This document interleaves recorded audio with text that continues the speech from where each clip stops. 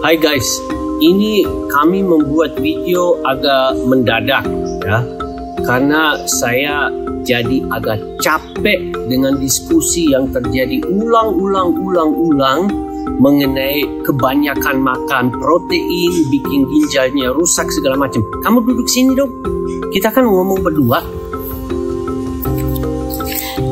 Nah, hari ini terjadi lagi. Berapa banyak kita suruh makan protein? Apakah proteinnya ada yang terlalu banyak atau apa? Makanya video ini kami buat tanpa scripting aja. Nanti satu saatnya mungkin kami akan sempat bikin video yang bagus, yang lengkap dengan ilustrasi segala macam lah. Tapi yang kalian harus paham, protein itu adalah kehidupan. Paling pertama terjadi kehidupannya, terjadi sel tunggal segala macam itu terjadi gara-gara ada protein. Kemudian di dalam tubuhnya kita ada ribuan, bahkan 10 ribuan enzim-enzim. Semuanya terbuat dari protein. Mau bikin otot dari protein ya. Dan kenapa misalnya telur atau susu punya kurang lebih 40-50% protein di dalamnya? Ya karena hanya dengan protein bisa terjadi pembentukan kehidupan.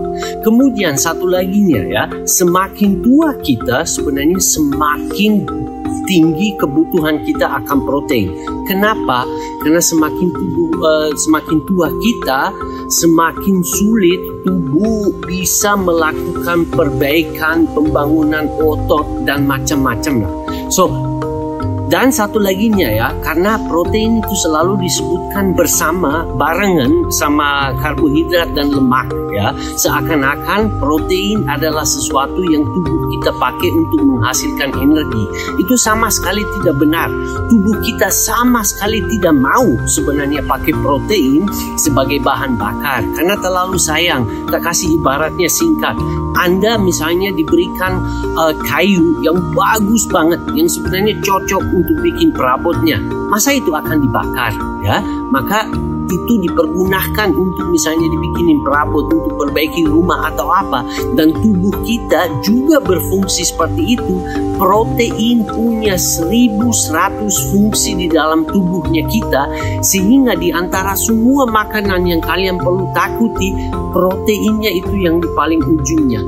Nah, dari mana sih terjadi salah pahaman bahwa protein itu bisa bahaya, bisa merusakkan ginjal atau apa?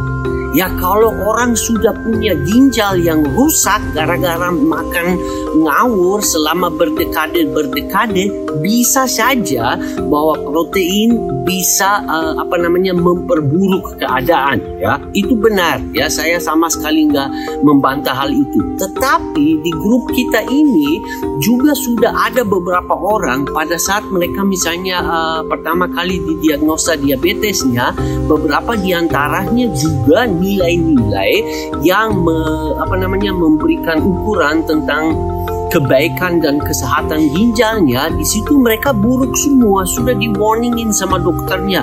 Bentar lagi kamu harus pakai cuci darah segala macam. Habis itu orangnya menerapkan zero karbonnya. Dengan demikian dia secara otomatis makan banyak protein. Gak usah telur ke atau ayam ke atau ikan ke, semuanya sih mengandung, nggak tahu persisnya berapa, tapi antara 30-50% protein. Tahu apa yang terjadi? Bukan hanya HbA1c-nya aja dia menormal. Dokternya yang periksakan dia, nggak tahu lah, 3-6 bulan setelah dia mulai ZK-nya, heran minta ampun, kok ginjalmu membaik sekali? Oh, nggak akan jadi segala macam cuci darah yang bisa terjadi ya. Nah, sekarang saya mau serahkan sama istri saya karena saya merasa dia mungkin lebih baik memberikan kalian satu ibarat yang dari mana mestinya jadi jelas apa sebenarnya dan dari mana terjadinya mitosnya bahwa protein bisa merusakkan ginjal segala macam. Ya mungkin ibaratnya begini ya, kita melihat ada satu tanjakan. Di situ tanjakan itu tuh banyak pohon, banyak semak-semak, pokoknya banyak tanaman.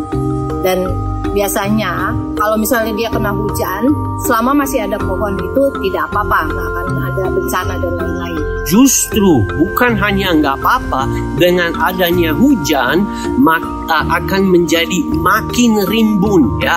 Bukan hanya pohon, ada semak-semak, ada rumput yang walaupun tanjakan banget memperkuat tanahnya. Nah, sekarang datanglah para penebang pohon. Jadi pohonnya semua ditebang ya. Nah, lalu datang lagi hujan besar, lalu banjir. Sekarang apakah yang harus kita salahkan itu adalah hujannya? Nah, hujan di sini itu adalah si protein ini yang membuat semuanya menjadi subur. Betul. Maaf, istri saya sedikit melupakan satu aspeknya. Setelah ditebang pohon-pohonnya di sana, ya, dan semak-semaknya juga diambil, maka tanahnya di sana menjadi tidak stabil lagi, ya. Tanpa orang-orang menebang pohon segala macam, itu tidak pernah akan longsor. Tapi gara-gara ditebang pohonnya, maka tanahnya nggak jadi stabil dan jadi longsor. So, ibaratnya si hujan itu adalah protein. Justru sebenarnya dia baik, tetapi kalau kita sudah menghancurkan tempatnya, baru hujan bisa menjadi masalah. Ya, kira-kira begitulah mengenai masalah protein. Dan bagi teman-teman yang tanya berapa banyak kita perlu makan protein per hari, itu ribet ya. Karena itu juga beda pada masing-masing orang. Kalau orangnya tidak terlalu aktif, udah tua segala macam, mungkin tidak akan membutuhkan segitu banyak protein seperti aku. Aku misalnya sedang melakukan exercise dan latihan yang super intensif, di mana saya setiap hari lari, berenang, olahraga pokoknya banget ya. Dan pasti terjadi pembangunan otot, so pasti kebutuhan saya akan protein akan lebih tinggi daripada orang lain yang tidak melakukan seperti itu. Dan satu laginya ya, itu dari teman saya dekat, orang dokter. By the way, dia juga ada di grup, tapi dia diam-diam aja.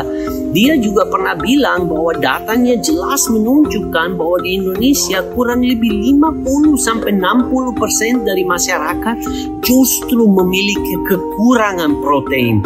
Dan hal yang sama berlaku untuk semua negara-negara berkembang di mana gizi dan nutrisinya nggak memadai atau nggak optimal. Pokoknya guys, walaupun ada kasusnya di mana protein bisa menjadi masalah, tetapi dongeng, mitos, dan kegoblokan mutlak bahwa protein merusakkan ginjal itu adalah sesuatu yang saya mau sangat lawan. Dan ya kira-kira itulah maksudnya dari video. Kamu masih ada yang mau ditambahkan? Ya palingan kan mereka berpikir juga bahwa telur itu semuanya mengandung, putih telur itu mengandung protein. Padahal sebenarnya enggak juga, itu masih banyak unsur lain juga di dalamnya. Ya tapi walaupun betul proteinnya di dalam telur, aku sih nggak tahu di luar kepala, tapi kayaknya antara 40-50% ya, itu sih nggak masalah ya. Tapi jangan tanya saya boleh 2 telur, 3 telur, 5 telur, ya nggak ada yang tahu dengan persisnya. Pokoknya guys, jangan takut protein deh, terkecuali sudah didiagnosa ginjal benar-benar rusak dan sebentar lagi atau malah sudah harus cuci darah segala macam. Oke, di situ jadi kasusnya beda. Tetapi itu alhamdulillah nggak terlalu sering terjadi, paling beberapa persen orang. Untuk mayoritas dari kalian, tolong deh jangan takutin protein deh. Wes, udah selesai. Thank you guys.